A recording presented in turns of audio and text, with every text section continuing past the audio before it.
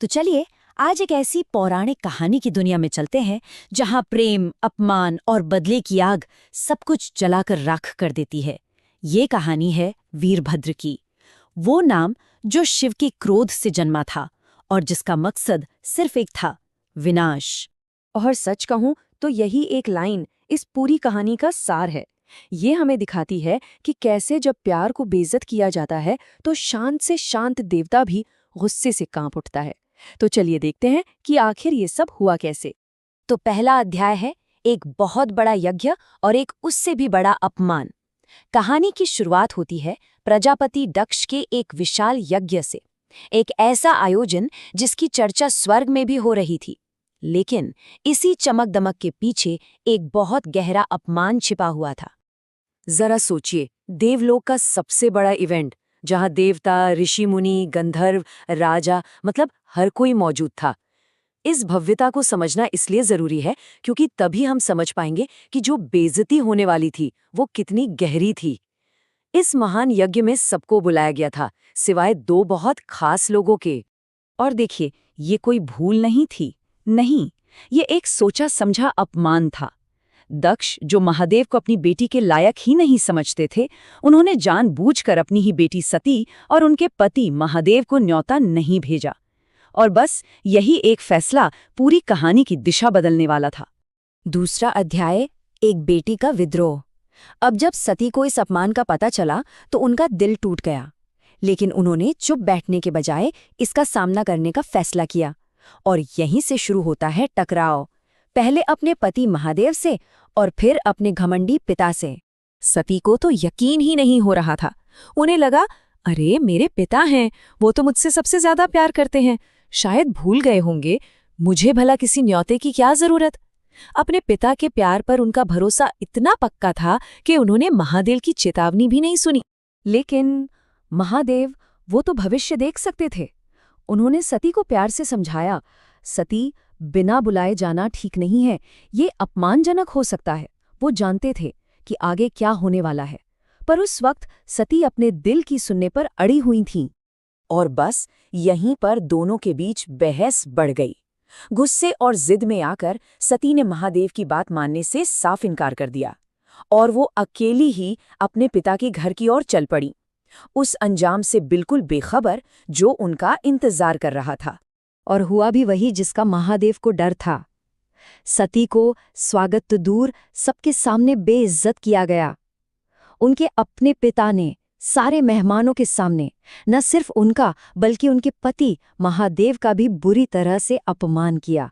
तीसरा अध्याय, पवित्र अग्नि में आत्मदाह। इस गहरे अपमान ने सती के दुख को एक भयानक संकल्प में बदल दिया। उन्होंने एक ऐसा कदम उठाने का फैसला किया जिसने पूरे ब्रह्मांड को हिलाकर रख दिया। उसी पल सती ने अपना असली दिव्य स्वरूप दिखाया। उन्होंने दक्ष को ये जता दिया कि वो सिर्फ उनकी बेटी नहीं बल्कि खुद जगत जननी आदि शक्ति हैं। लेकिन अहंकार में डूबे दक्ष पर इसका भी कोई असर नहीं हुआ। और तब सती ने वो शब्द कहे जो इतिहास में अमर हो गए। उन्होंने उस शरीर को ही त्यागने का फैसला कर लिया जो उस पिता से मिला था जिसने उनके प्यार का, उनके पति का अपमान किया था। ये अपमान के खिलाफ सबसे बड़ी कुर्बानी थी। अपने योग शक्ति से सती ने अपने ही शरीर में अग्नि पैदा की और खुद को उसमें समर्पित कर दिया। उनकी आखिरी सांस ने भी सिर्फ एक ही नाम लिया, शिव। ये प्रेम और भक्ति की वो ऊंचाई थी जिसे कोई छू नहीं सकता। चौथा अध्याय, क्रोध का साकार रूप। और अब कहानी का मिजाज दुख से बदलकर भयानक क्रोध में बदल जाता है। सती की मौत ने एक ऐसे गुस्से को जन्म दिया जिसे शांत करने की शक्ति किसी में भी नहीं थी। कैलाश पर जहां महादेव ध्यान में सब कुछ देख रहे थे, सती के आत्मदाह करते ही उनका शांत मौन टूट गया और फिर धीरे धीरे उनकी तीसरी आंख खुली और ब्रह्मांड में प्रलय के संकेत फैलने लगे। महादेव ने अपने बेहिसाब गुस्से में सिर से एक जटा उखाड़ी और उसे पर्वत पर पटक दिया। उस टक्कर से जो पैदा हुआ वो था वीरभद्र। वो कोई साधारण योद्धा नहीं था, वो खुद महादेव का क्रोध था जिसने एक शरीर धारण कर लिया था। जरा उसकी शक्ति का अंदाजा लगाइए, एक ऐसी दहाड़ जिससे तीनों लोक कांप गए। 10 हाथ और हर हाथ में प्रलय का हथियार, आंखों में जैसे आग का समंदर। वो इतना शक्तिशाली था कि समय को भी मिटा सकता था।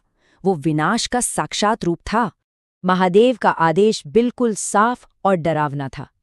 उन्होंने अपने क्रोध के स्वरूप को सिर्फ एक काम सौंपा, जाओ और दक्ष के साथ साथ उसके अहंकार को भी हमेशा के लिए खत्म कर दो। 5वां अध्याय, अहंकार का अंत। और अब कहानी अपने आखिरी सबसे विनाशकारी पड़ाव पर पहुंचती है, जहां ईश्वरीय इंसाफ को कोई नहीं रोक सका। वीरभद्र को रोकना नामुमकिन था, यहाँ तक कि जब सृष्टि के पालक भगवान विष्णु ने उसे अपने सुदर्शन चक्र से रोकने की कोशिश की, तब भी वो नहीं रुका। तब महादेव ने अपनी शक्ति भद्रकाली को भेजा, जिसने नारायण की शक्ति को भी बेअसर कर दिया। इसके बाद दक्ष के यज्ञ का अंत तो निश्चित ही था। खुद भगवान नारायण के ये शब्द इस घटना को एक कॉस्मिक जस्टिस यानी ब्रह्मांडीय न्याय के रूप में स्थापित करते हैं। ये कोई अंधाधुंध हिंसा नहीं थी, ये तो कर्मों का फल था जो दक्ष को भुगतना ही था। और ये कहानी हमें एक बहुत गहरे सवाल के साथ छोड़ जाती है। वीरभद्र का क्रोध, ये तो महादेव के दुख की सिर्फ एक झलक थी। सती के जाने का दुख उनमें इतना गहरा था कि उन्होंने तो पूरे ब्रह्मांड को ही खत्म करने का संकल्प ले लिया था। ये हमें एक और भी बड़ी कहानी की तरफ ले जाता है और सोचने पर मजबूर करता है कि एक देवता का दुख कितना गहरा और विनाशकारी हो सकता है।